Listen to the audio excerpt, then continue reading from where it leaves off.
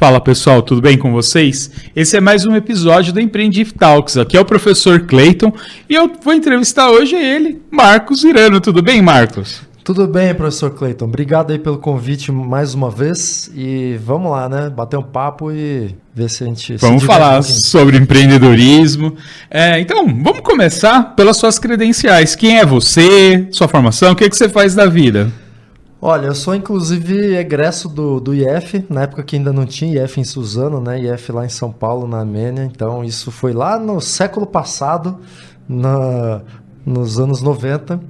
Eu fiz processamento de dados lá.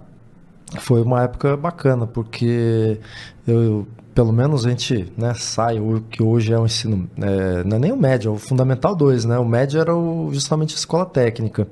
E aí não era superior. E é interessante porque lá os professores eles procuravam incentivar a gente a desenvolver um certo senso de responsabilidade, autonomia. Então, foi um primeiro momento assim já de exercitar um pouco essa coisa de uma responsabilidade um pouco maior, né? E isso foi o IF que conseguiu propiciar, né? No sentido de que chegava lá no começo, as primeiras aulas, o professor chegava, olha, aqui é o seguinte, você está afim de assistir aula, você vem, tudo bem. Não está afim? É presença que você precisa? Não tem problema, né? Fica aí onde você quiser, só que o resultado vai ser exigido. Então, você sabe aí a sua responsabilidade. Então, isso foi bacana porque desenvolveu esse senso de responsabilidade. Alguns, obviamente, não conseguem lidar muito bem com isso, acabam ficando para trás, né? Enfim, então, sou egresso do IF, sou também administrador, fiz aí especialização em gerenciamento de projetos e processos de negócio. E o resto a gente aprende com a vida, né? Eu também fiz processamento de dados nos anos 90. Era o curso do futuro na época, né? Exatamente. COBOL, aprendeu COBOL? COBOL, Pascal. Cheguei a programar COBOL em mainframe lá, porque lá tinha um mainframe, né? Nossa, eu não sei legal. se tem ainda, mas tinha um Bauhaus, que hoje em dia é Unisys, né? Uhum. E foi uma experiência bacana, é um tipo de equipamento bem pouco acessível, né? Quem utiliza hoje em dia, as que ainda utilizam são grandes teles para tratar legado, talvez, e bancos, né? Então, não sei nem se hoje em dia tem, na verdade. A maioria já acho que migrou para nuvem, né? Já vi dizer. Eu também sou dessa época, mas eu já fui direto para a educação. Eu comecei já a lecionar. Ah, que bacana. Na época. Pô, mas então, vamos falar de você, da sua carreira. E aí, beleza. Você fez esse trajeto, mas o que você faz agora? O que você está fazendo agora? Olha, agora até às vezes é um pouquinho difícil de definir, eu preciso pensar um pouquinho, porque se for ver que tipo de atuações eu já tive, né? Já trabalhei com fotografia, não de uma forma contínua, né? Mas fotografia foi meio que um hobby, e aí uma amiga minha, ex-companheira, falou assim, pô, por que você não estuda um pouco mais isso e de repente, né, você consegue se dedicar de outra forma?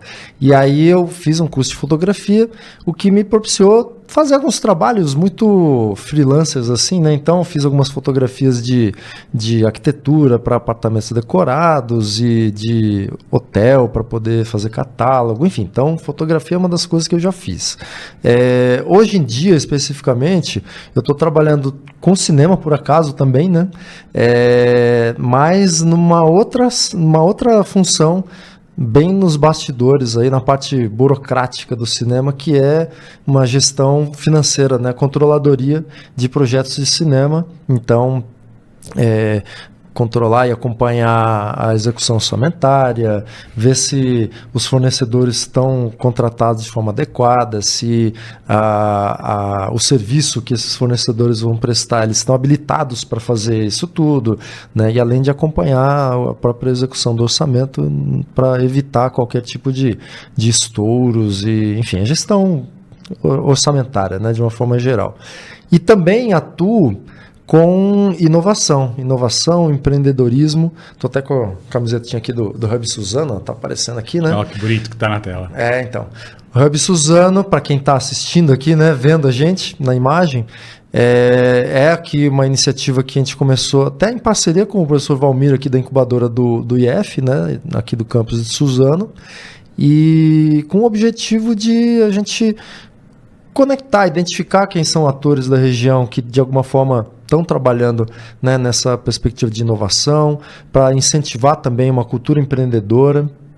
Né, e aí, de uma forma geral, conectar as instituições de ensino, sociedade, né, de uma forma geral, empresários, empreendedores interessados no assunto, para movimentar, porque aqui na região a gente sabe que tem grandes empresas, né, e as grandes empresas, de uma forma geral, ou tem a sede em São Paulo, né, e aqui nessa região nossa acaba tendo muito uma unidade fabril, coisas do gênero, e a gestão toda fica em outra localidade, ou então são pequenas e médias empresas, né? Então a ideia é a gente conseguir fazer com que haja uma aproximação com essas grandes empresas, estimulando as pessoas locais aqui também a se aprofundar um pouco mais nessas questões ligadas aos estudos para inovação, para o empreendedorismo, de repente, para fazer com que essas grandes empresas possam conseguir soluções a partir de, né, iniciativas locais aqui, quer dizer, né, essa é a visão, de alguma maneira, para promover também um desenvolvimento sustentável, né, porque, como eu falei, eu ia todo dia para São Paulo para estudar. Hoje em dia já não tem mais essa necessidade, temos um campus aqui, né? Então já é um passo adicional. Sim. Mas nem sempre há também a oportunidade de trabalho para toda a massa de alunos de formados. E a variedade de empregos também, né? A variedade de profissões. Às vezes a cidade não comporta. Não comporta, exatamente. Não comporta. Você quer um analista de qualidade de projetos de TI. Quantos Suzano comporta? É difícil, né?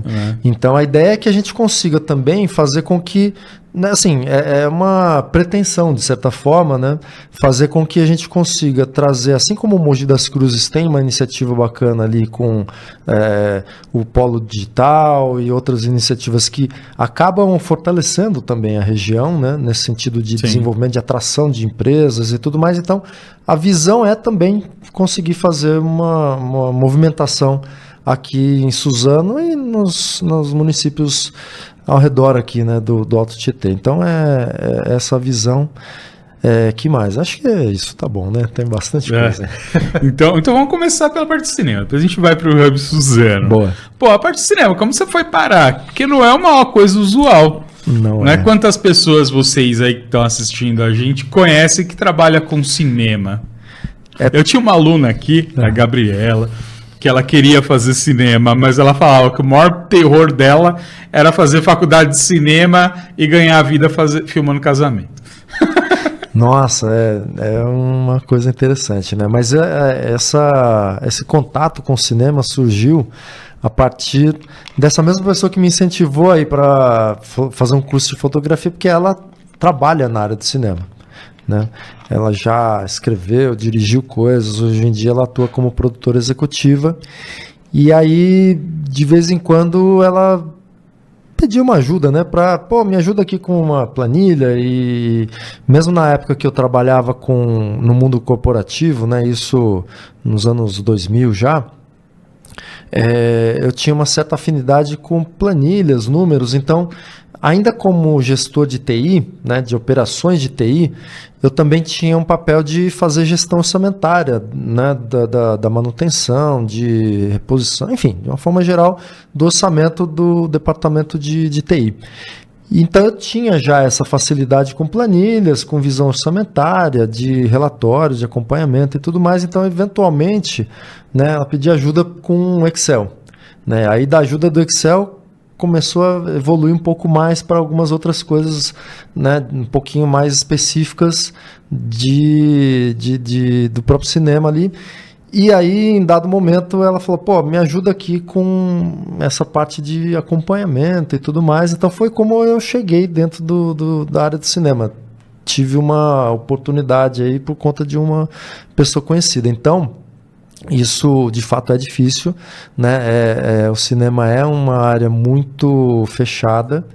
Você faz um curso, se você não tiver algumas referências e relacionamentos, é mais difícil você conseguir ter um desenvolvimento ali dentro do setor, né?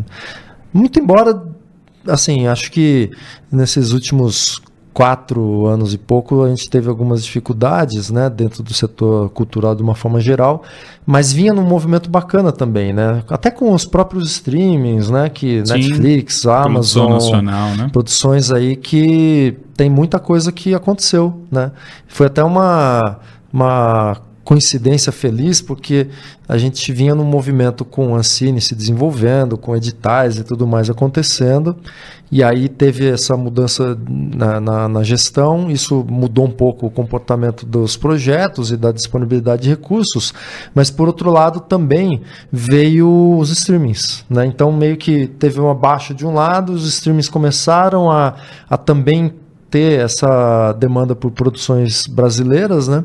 Então isso aqueceu de outra forma também, né? Um pouco diferente, né?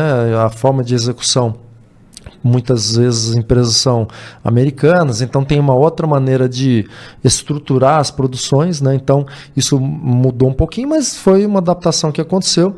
E aí com pandemia, né? Todo mundo em casa consumindo séries e documentários e tudo mais, então o volume de produção, depois que baixou um pouquinho, né, acho que isso já 2020, teve uma retomada de movimentação e tudo mais, então teve algumas produções também que começaram a ser rodadas aí nessa fase aí de 2020, então teve, eu mesmo cheguei a trabalhar num projeto com o YouTube, acho que teve Netflix também, enfim, então isso foi uma coisa que aconteceu. Aí com o finalzinho da pandemia ali, com aquela coisa dos layoffs que a gente teve, né, no início de 2022 para 2023, né, isso acabou mudando um pouco o comportamento da demanda dos streamings, reduziu um pouco. E aí, aos poucos, a Ancine também foi voltando, enfim, então é um setor que sofreu bastante com a pandemia, mas ao mesmo tempo nunca deixou de ter projetos, assim, né? Teve um momento ali, claro, que foi mais crítico, né? Bem no comecinho da pandemia, mas depois teve uma retomada e isso foi interessante. Tem tido produções bacanas, assim, né? Independentes, inclusive. Então é legal. Eu vejo. Tem umas séries brasileiras, né, que são lançadas na Netflix e que ficam no top 10 mundial, né? Umas coisas muito bem feitas, umas coisas super legais. Não posso ficar falando muito os nomes aqui, mas tem umas coisas, cara, que você olha assim, você fala... Assistindo, vou acabar falando aquele Bom Dia Verônica, por exemplo. Cara, você olha assim, você fala, meu Deus do céu... Você olha aquela Camila Morgado, você fala, se essa mina fosse americana, ela já tinha não sei quantos Oscars. Ela é muito boa. E todo mundo ali naquele filme, naquela série, tá assim, o Gianecchini, que sempre fez o mesmo papel de galã bonzinho, fez um papel, falar, olha, o cara sabe, final, né, também o cara tem 30 anos de profissão. Aí ele fala, nossa, cara, muito bom os atores brasileiros, assim. Fora os que a gente já sabia que eram bons, que já são bons há muito tempo, estavam participando, mas os que você olha assim e fala, a gente tem qualidade. Aquela série que eu gostei de ficção científica, que eu sou, né? Vida longa e próspera aí, terráqueos. Aquela 3%. Meu, e eu ficava, né? Porque quando faz as séries Apocalipse, tem até filme de Hollywood que vai gravar Fim do Mundo, grava no centro de São Paulo. Eu trabalhei muito e eu gosto do centro de São Paulo. Eu ficava só olhando assim, rapaz, e falava, aquele lugar é aquela rua, aquele lugar é aquela outra bacana, rua. Né? Eu falava, nossa, que legal. O mundo acaba. Eu falava, não acabou não, que eu passei lá segunda-feira. Mas é isso aí. Não, mas tem qualidade técnica muito grande, tanto em equipe técnica mesmo, né? De fotografia, enfim, arte e tudo mais. Roteiristas também tem. A história é fundamental, bons, porque, igual eu falei, eu sou fã de ficção científica.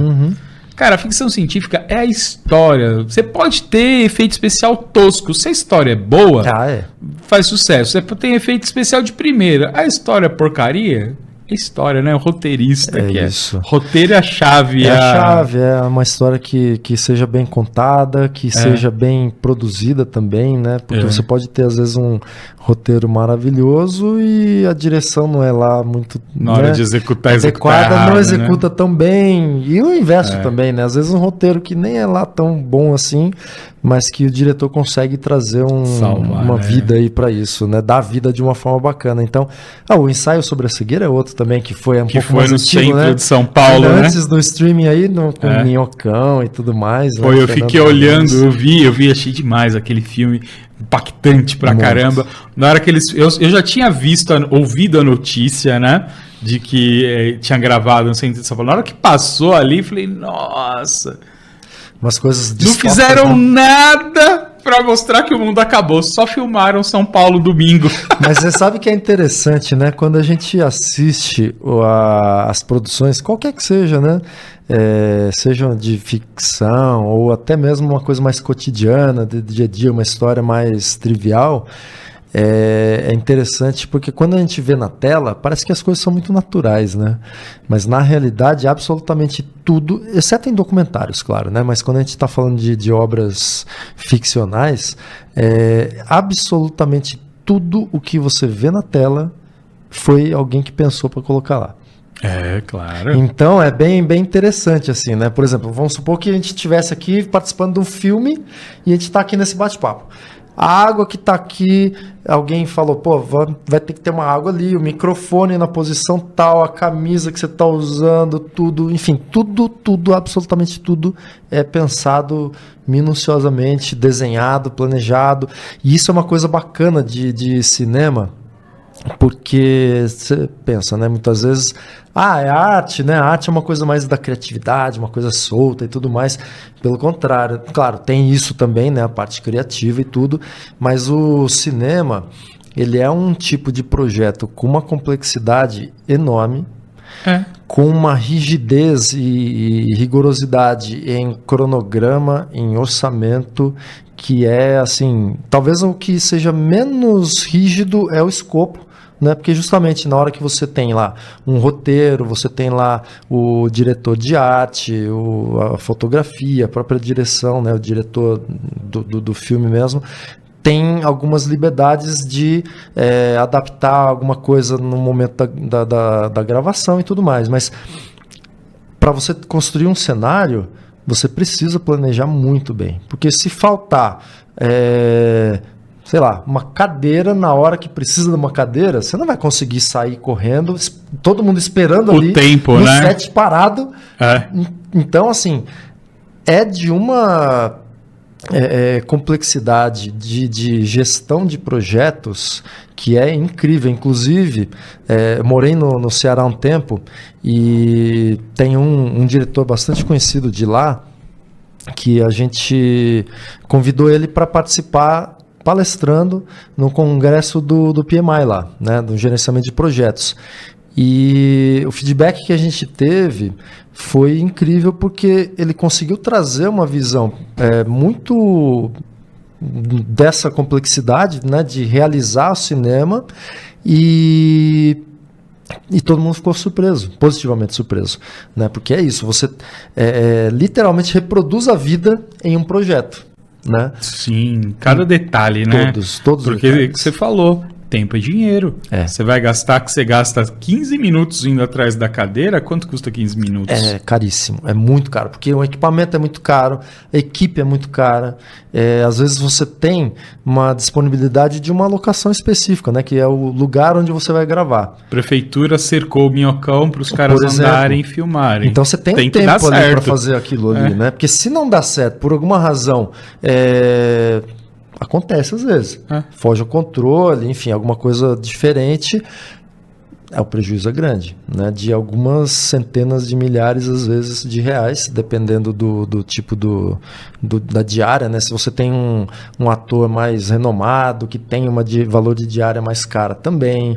Enfim, é uma série de fatores que trazem uma criticidade muito grande. E outra coisa bacana também, fazendo um comparativo com o mundo corporativo de uma forma geral, tem essa coisa de uma hierarquia muito grande, onde quem está lá com um cargo maior, aparentemente tem um valor maior, e quem, sei lá, serviços gerais. Normalmente as pessoas não sabem nem o nome, é meio triste isso, né? Mas infelizmente, a realidade. Então são funções mais, vamos dizer assim, pouco valorizadas. Sim.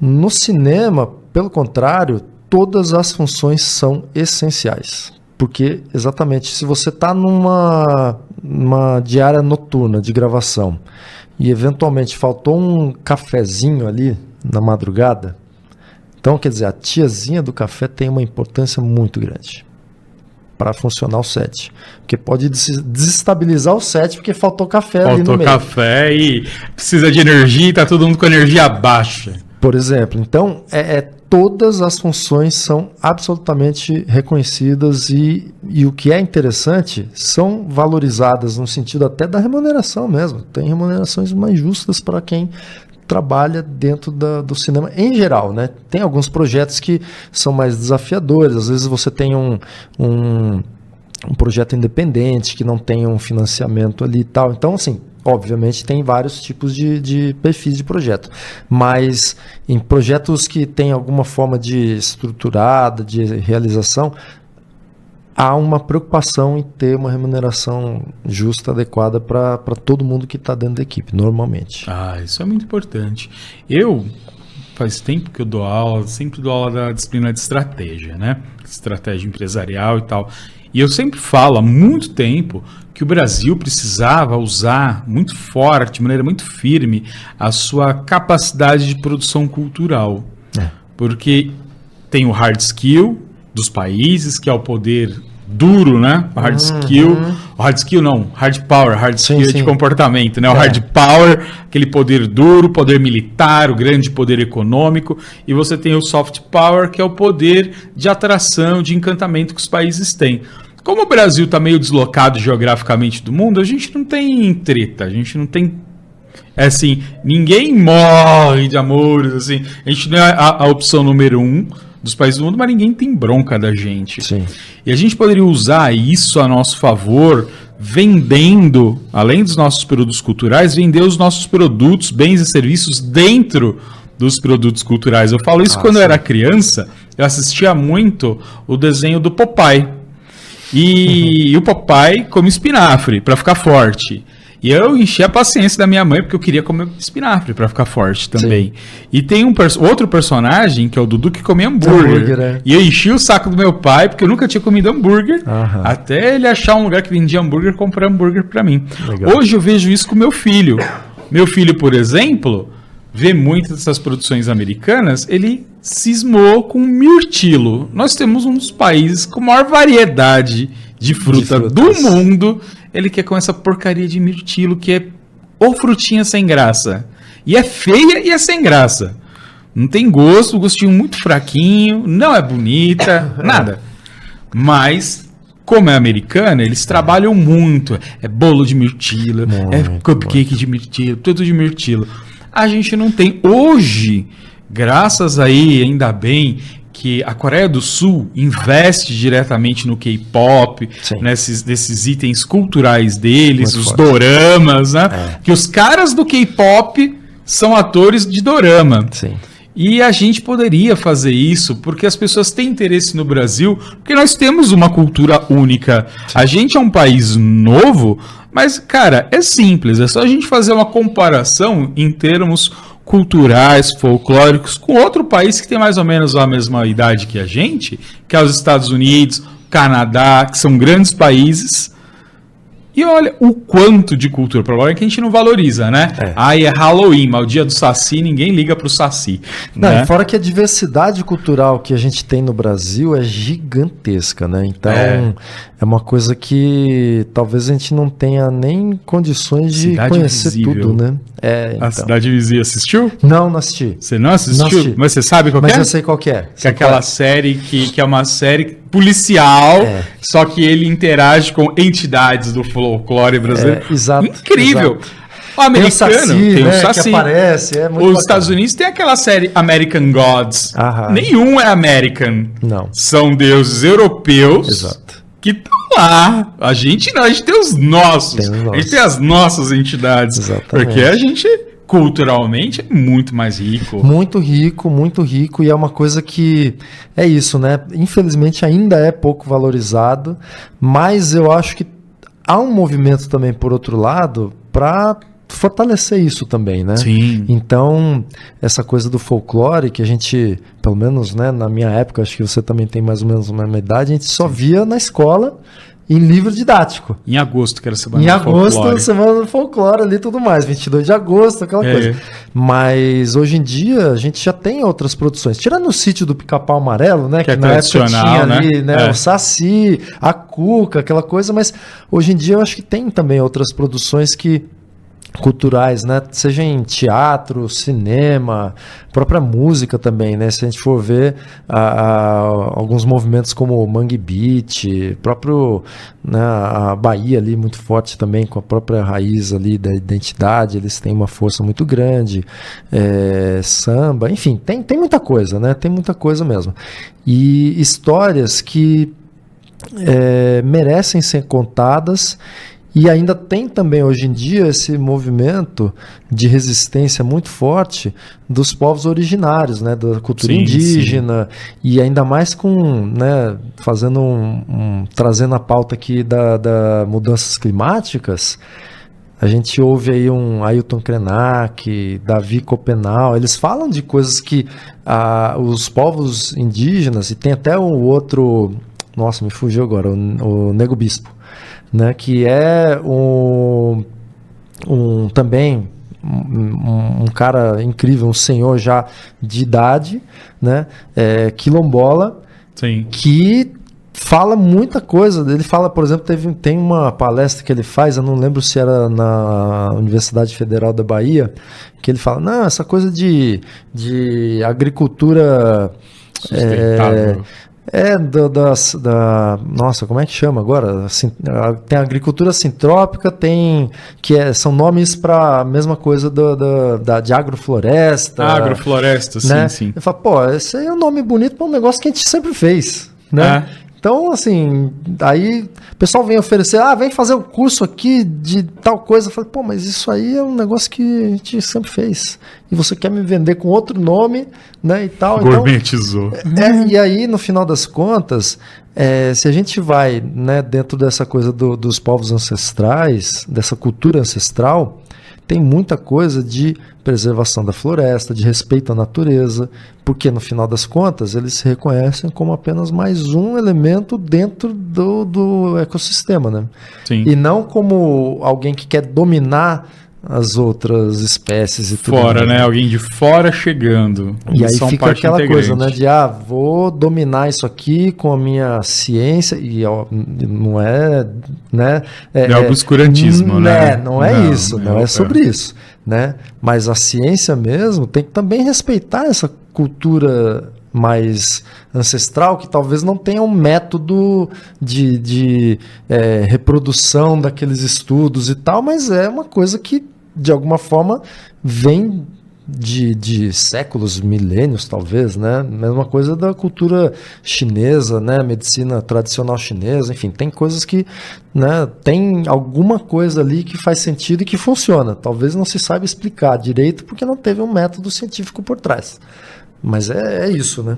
Disso daí que você fala de cultura ancestral, acho que eu devo ter até comentado em algum podcast aí, que você já viu algumas danças tradicionais africanas que o pessoal se pinta com as bolinhas brancas de galinha da Angola, aquilo, né? Porque eles acham que a galinha ajuda a espantar, em alguns lugares ajuda a espantar, porque eu li, ajuda a espantar maus espíritos e tal, e tem artigos científicos provando que no local onde você tem galinha da Angola e gado, o gado produz mais. Por quê? Porque a galinha da Angola come o escorpião, cobrinha, carrapato. Então, mantém a saúde do bicho melhor. Que interessante, né? Então, existe a correlação. A pessoa sabe, tem aqui e tem uma correlação. Fica melhor, fica todo mundo melhor quando estamos cercados de galinha de Angola aqui. Mas é porque aí tem ela um pouco preda, de misticismo envolvido, né? Justamente pela falta do conhecimento, científico. a falta do método científico, mas que existe. Então, é bacana isso. E aí, não reconhecer isso, às vezes, muitas vezes, né, faz com que a gente deixe de considerar alguns elementos importantes também. E aí não à toa, né, que a gente viveu milhares de anos, centenas de milhares de anos convivendo integrado à natureza, e nos últimos, sei lá, 300 anos a gente acelerou a degradação do planeta de uma forma absurda, com um desenvolvimento, né, supostamente positivo, quer dizer, melhorou a qualidade de vida, obviamente, né, a gente consegue ter mais saúde, sobreviver com umas condições, né, melhores, de conforto e tudo mais. Por outro lado, que custo, né? Então, não é um ou outro. De que forma a gente consegue promover um desenvolvimento sustentável, né? Enfim, sustentável, né? Sem ter que degradar o meio ambiente, sem desfazer do que a gente tem aí de importante. Né? Ainda integrado. Nessa linha de meio ambiente e cinema, por exemplo, eu vejo muitos filmes rodados na África, mostrando as florestas, os mistérios, só vende a África como uma imensa selva. É ruim, só que tem um lado bom, porque consegue atrair turista para fazer safari. Sim. O Brasil tem grandes florestas, por que a gente não consegue atrair estrangeiro para fazer safari aqui no Brasil, o cara dá uma volta na Amazônia?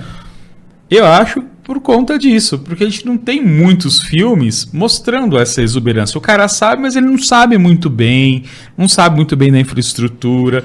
Então, eu acho que precisava fomentar.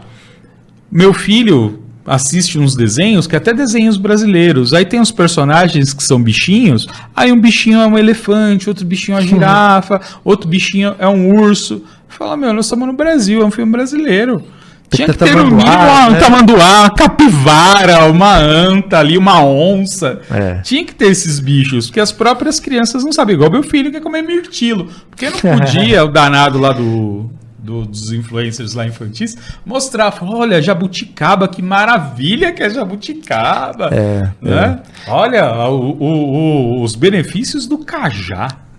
Então, tem uma diversidade gigante e a gente explora pouco. E isso aí tem uma coisa muito a ver também com o que tem se fortalecido de movimento, né, de decolonização. Descolonização, eu sou super favorável. É isso, assim, não é que a gente vai desconsiderar o que vem de fora. Consideramos também, é bacana, integra e tudo mais, é importante conhecer. Mas, por outro lado, o que vem de fora não tem que se sobrepor ao que a gente tem aqui dentro do Brasil, né? Então, é uma coisa que fala, bacana, Marvel, DC e todos esses heróis e tudo mais, mas tem muita coisa que a gente pode também produzir, né, em termos de fortalecimento de visão da cultura, de alimentos e tudo mais, né? Eu acho o cúmulo do absurdo. É porque assim, né? Eu como profissional da área de gestão, entendo que uma coisa é você vender 1 quilo de tilápia, custa lá R$9. Outra coisa é você vender 1 quilo de St. Peter. Rapaz, onde é que você compra 30, R$9, né? 1 quilo da tilápia? Mas a St. Peter é 30. É mais caro, é verdade. 30. É o mesmo peixe, né? É tilápia. Praticamente é o mesmo peixe. Mas então... eu já comprei a R$5 na feira por minha casa. Olha que beleza, hein? Vou pegar a dica depois. Então, assim, eu entendo que o cara fomenta aquilo quando você tem esses programas de culinária, dá aquela gourmetizada, dá aquele negócio, porque você agrega muito valor e aí você vê uma bebida europeia, um vinho, o cara lá pagar feliz da vida R$200 numa garrafa de vinho, mas R$50 na garrafa de cachaça é muito. Pois é. Né? Então, eu entendo que teve muito tempo esse de marketing, mas esse marketing em cima. Cara, mas em termos de sabor, eu não me conformo. O marketing não se sobrepõe ao sabor. Eu adoro comer restaurante de imigrante. E eu vou naqueles de imigrante raiz. Sim. Tipo, eu fui num restaurante senegalês, que lá no centro de São Paulo tem uns caras lá que trabalham de camelô senegaleses. Lá eles almoçam lá. Então eu fui, não é aquele restaurante bonito para turista, não, é para eles, né? Eu fui lá e comi, deliciosa a comida, sim, barato, porque é para trabalhador e deliciosa. Sim. Não é bonito? Não é bonito o lugar, não é, vou tirar foto e postar no Insta, não é essa a ideia da proposta. Mas a mentalidade, a gente precisa tirar isso e olhar de uma maneira crua, tira toda a embalagem e olha o que de fato é. Se a gente fizer isso, nós vamos ver, falar, ó, o que a gente tem de cultura, de folclore, de histórias, da própria história do Brasil, cara. A Globo fez muitas séries históricas fantásticas, cara. O pessoal fala muito da Globo, não vou entrar em questão política, mas se a gente observar, quem mais fez para a questão de integração nacional foi ele, porque tem lá Casa das Sete Mulheres, contou uma história do sul do Brasil que o Brasil não conhecia. Tem séries sobre o cangaço, tem séries sobre aquela muralha, sobre a colonização aqui do Sudeste, os caras subindo o da praia, subindo a serra aqui para vir, tal. Pô, tá certo historicamente, tem erro, tem acerto, mas todo o cinema é assim, do mundo inteiro, né? Aquilo não é um livro científico. Exato. Né? É uma ficção ainda, né? E leva, cara, e te leva até a curiosidade de visitar os lugares. Outra coisa, meu filho um dia estava andando na Paulista, ele viu a torre da Gazeta. Tava à noite, ele viu a torre, ele era pequenininho, e falou, nossa, pai, a Torre Eiffel. Conhece. E aqui no Brasil, o que a gente tem de produção cultural que mostra o nosso país, para vender o nosso país lá fora, além dos filmes que mostram o Rio de Janeiro, Corcovado? É isso que nós temos, né? Lá no Ceará, e aí eu vou defender que, embora eu seja suzanense, eu tenho um coração cearense também, né? Então, eu morei bastante tempo lá em Fortaleza, morei em Recife, morei em Fortaleza também, mas no Ceará, que eu tive mais contato com essa parte cultural, né? Tem umas produções bem bacanas em termos de cinema. O cinema cearense é muito forte. E tem um diretor, que é o Halder Gomes, que é esse, inclusive, que eu mencionei há pouco aí sobre o evento lá com o Congresso de Gerenciamento de Projetos, que ele tem feito umas coisas muito bacanas que trazem para, né, fora do Ceará, a cultura cearense, que tem essa coisa, né, do bom humor e tudo mais, que já vem lá de Chico Anísio, né? É do Cine Hollywood? Do Cine Hollywood, exatamente. Ah, que legal. Então, quer dizer, ele começou lá em 2012, né, com um curta chamado O Artista contra o Caba do Mal. Esse foi um curta que é a história do Cine Hollywood, né? Que foi desenvolvida e aí foi lançada ainda nos anos 2010. Eu não lembro agora se foi em 14, 15, enfim, agora as datas me perdi. Eu tô acho até confundindo as datas, mas enfim. E aí isso veio depois um Cine Hollywood 2, depois virou a série na Globo, né? Você falando de Globo, 3 temporadas na Globo. Então, isso tudo levando a essa cearensidade, né? Sim. Com as expressões muito marcantes, originais, né? E divertido, engraçadíssimo, né? E é uma coisa que de fato o cearense tem. É um bom humor incrível e umas expressões que, rapaz, eu não vi em nenhum outro lugar, assim. É muito bacana, é muito bacana. Então ele faz questão de mostrar, inclusive, paisagem do interior do Ceará.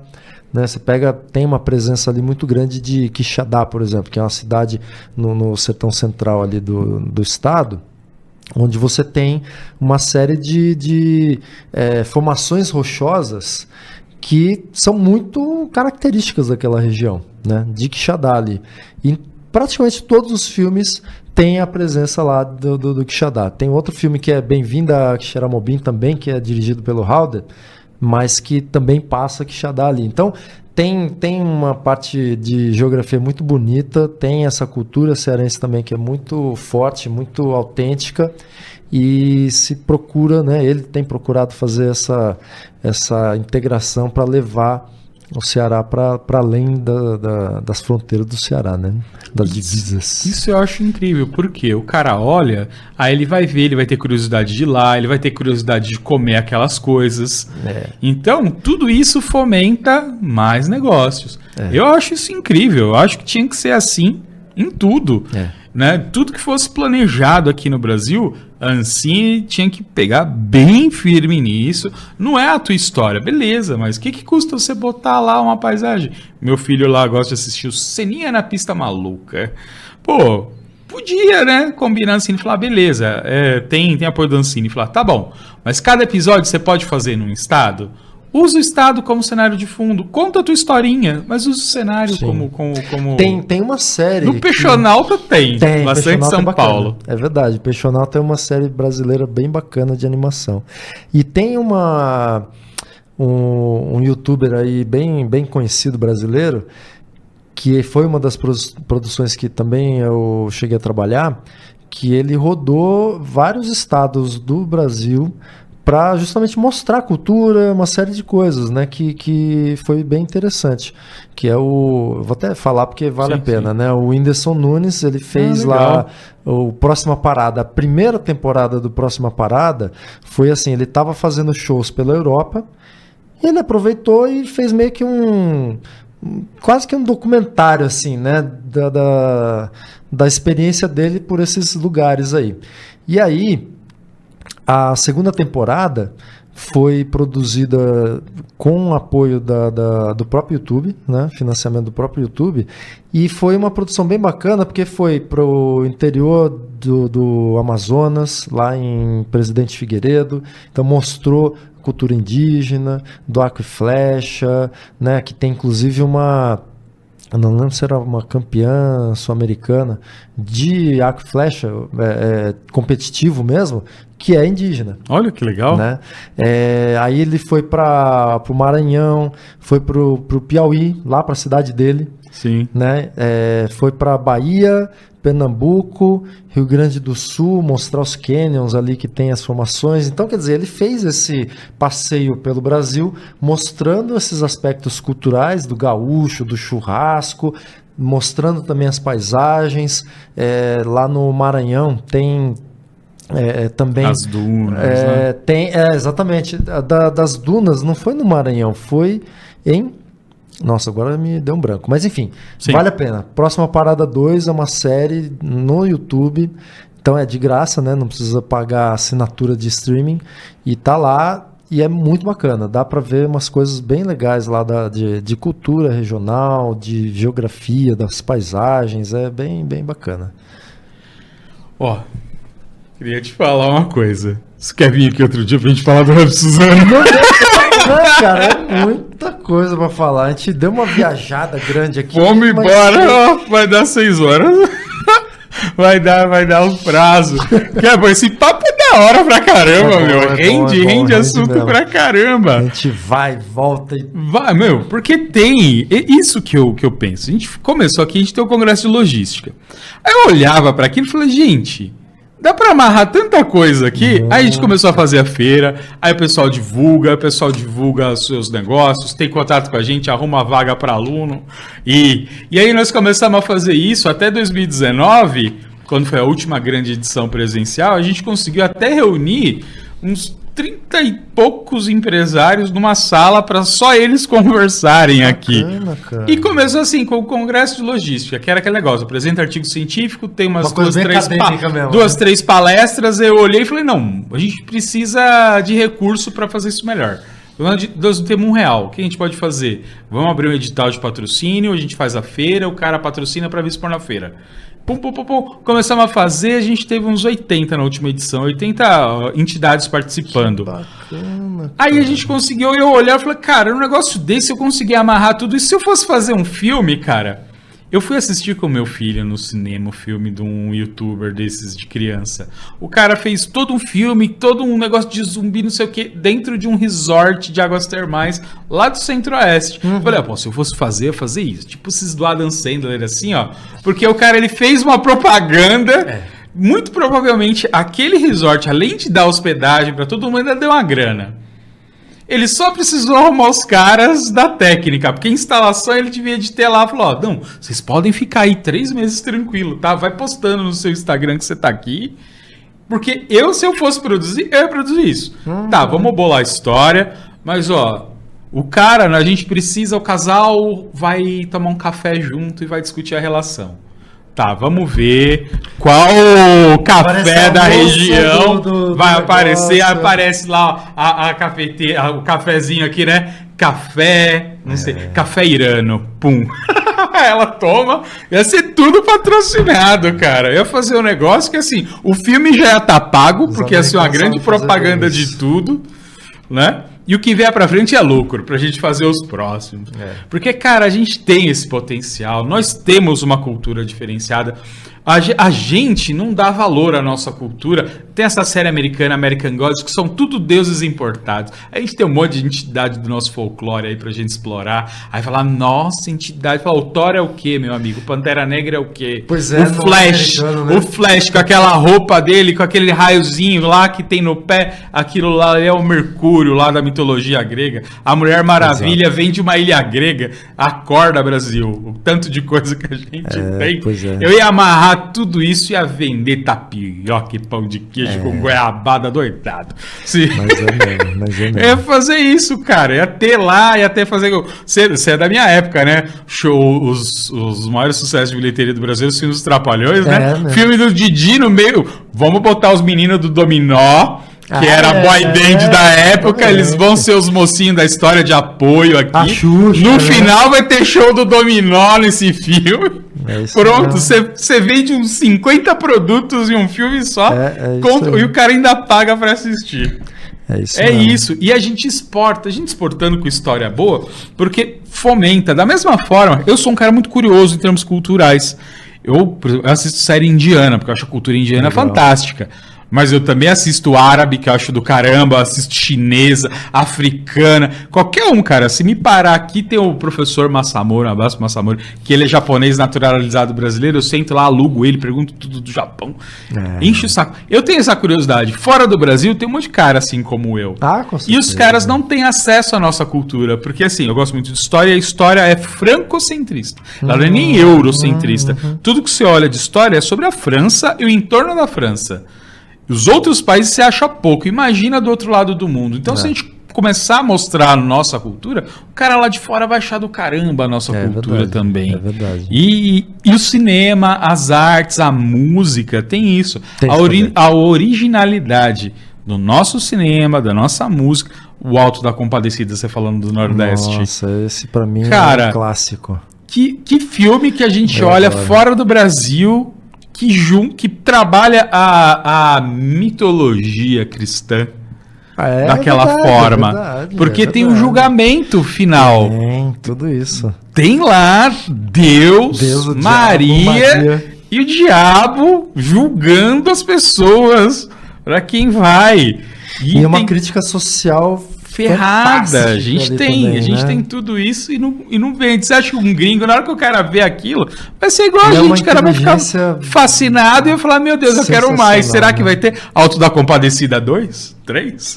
O 2 tá aí, acabando de filmar, né?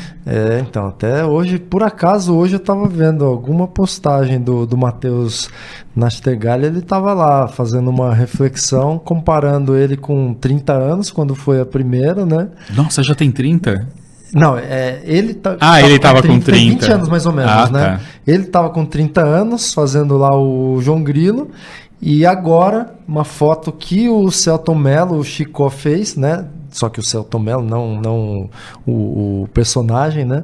E o Matheus estava dizendo exatamente isso, que aqui, apesar da aparência física ser do João Grilo, não era o João Grilo, era o Matheus, ator, sentado, esperando, né? Concentrado e tudo mais, pensando como é que... Provavelmente naquela cena que ele estava esperando para gravar e tudo mais, ele ia trazer, né, dar vida para o personagem. E aí eles fizeram uma foto muito parecida, numa posição, não sei se foi intencional ou não, né, mas foi uma outra foto que o próprio Selton Mello também fez. Matheus já perto dos 50, né, quer dizer, 20 anos depois, num momento parecido, né, com um figurino parecido também, fazendo essa reflexão. Tava ali pensando, concentrado, como trazer vida para o personagem. Quer dizer, então, era o Matheus ali, né, fazendo essa reflexão, e era o Alto da Compadecida 2, ele compartilhando que estava, né, nas últimas diárias, eles estão nas últimas diárias de gravação do Alto da Compadecida 2. Já é um filme que sai estourado, todo mundo vai querer. Todo mundo vai querer. Todo mundo vai querer assistir. É um clássico do cinema assim, brasileiro, e é isso, a cultura Raiz. Nordeste, raiz, ali com os personagens muito, né, com aquela malandragem muito, quase uma malandragem inocente, assim, né, se é que é possível. É interessante isso, né. E ali, e mesmo num negócio desse, assisti uma série indiana chamada Jogos Sagrados, que é uma série policial, e aí o cara come, toda hora o cara tá comendo, aquele divorciado, vai morar com a mãe dele e tal. E eu fiquei ali olhando e falei assim, cara, eu tô doido pra ir no restaurante indiano pra comer aquelas coisas. Legal. Quanto você não pode exportar? Isso que eu penso.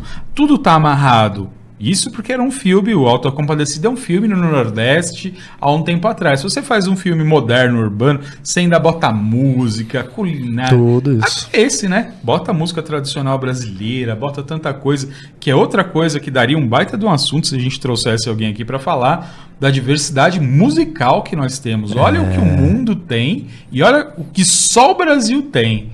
E o que a gente não podia vender, você acha que os caras lá de fora não gostam de música boa? Claro que gosta. Sim. E tem de tudo, né? Tem muita coisa. É isso, a diversidade, a riqueza cultural brasileira é incrível, né? Sim. Bom, então nós vamos... Tá combinado. Nós vamos fazer outro que a gente não vai falar disso, nós vamos falar do Ramos Suzano. A gente vai ficar 2 horas gravando aqui. Nós vamos ficar 2 horas e acabou que a gente tem que liberar o estúdio.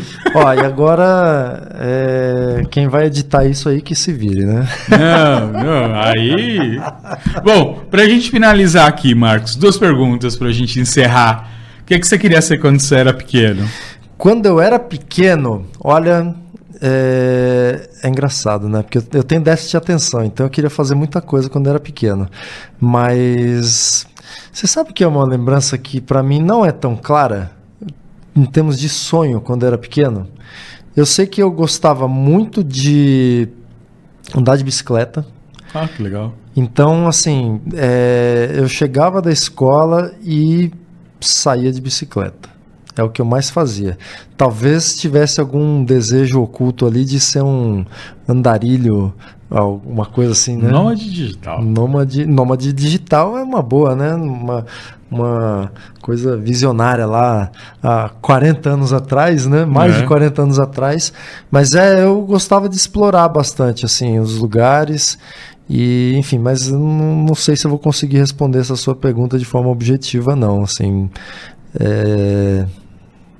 tem que resgatar essas memórias. Isso aí não é. Então, no outro podcast que você viesse, já traz ela pronta. E agora, o que você quer ser quando você crescer? Rapaz, agora você sabe que eu tive uma reflexão recente a partir de todas essas experiências que eu tenho vivido e principalmente com essa iniciativa agora, né, ligada a empreendedorismo e tudo mais, vendo tudo que a gente tem de potencial dentro do Brasil, tanta mente brilhante que a gente tem, muitas não têm oportunidade, eu criei aquela coisa do propósito, né, Sim. que se fala tanto, eu coloquei de uma forma muito pretensiosa também até, mas o meu sonho é fazer com que as pessoas possam voltar a sonhar. Na prática, o que isso quer dizer? Eu acho que tem muita gente que tem potencial, mas pela falta de oportunidade, por viver numa situação tão precária, sem perspectivas, não conseguem sonhar, né? O sonho dele é uma coisa muito pequena, muitas vezes, né? E eu acho que a gente consegue fazer mais enquanto sociedade, enquanto país, se as pessoas tiverem sonhos grandiosos para si, né? E isso mobiliza essas pessoas para construir alguma coisa bacana. Então, o meu sonho é isso, é levar uma visão de consciência cada vez maior para que as pessoas entendam que elas podem sim sonhar e trabalhar para realizar. Poxa, isso. Que bacana. Muito obrigado, viu, Marcos? Obrigado pela atenção, a disponibilidade. Deixa aí suas redes sociais para quem quiser entrar em contato com você. Maravilha, Cleiton. Bom, mais uma vez, obrigado pelo convite, né? Já está convidado. É sensacional. Vir bater um papo é muito bom. O tempo passa que a gente nem percebe. Mas, enfim, nas redes sociais, Instagram, Marcos K. Hirano, Hirano. Tem o Hub Suzano, @Hub Suzano. Aí o Hub Suzano tá no Instagram, tem no LinkedIn também, mas acho que onde movimenta mais é o Instagram mesmo. E aí, a partir disso, tem como me conectar ali, ou se conectar, né, comigo, tranquilo. Tem umas outras iniciativas também ligadas à inovação, que é a B2In, Business to Innovation, que é a empresa, o CNPJ, né, por trás disso tudo também. Mas, enfim, vamos pelo Hub Suzano aí que a gente consegue se conectar. Beleza. Muito obrigado, pessoal. Curta, compartilha esse vídeo, comenta aí embaixo para a gente ganhar engajamento. Obrigado e até o próximo vídeo. Logo, logo, ele está de volta para a gente falar do Hub Suzano, vamos falar só de empreendedorismo. Não vamos se empolgar com o cinema. É isso aí. Obrigado. Valeu, abração, gente. Obrigado.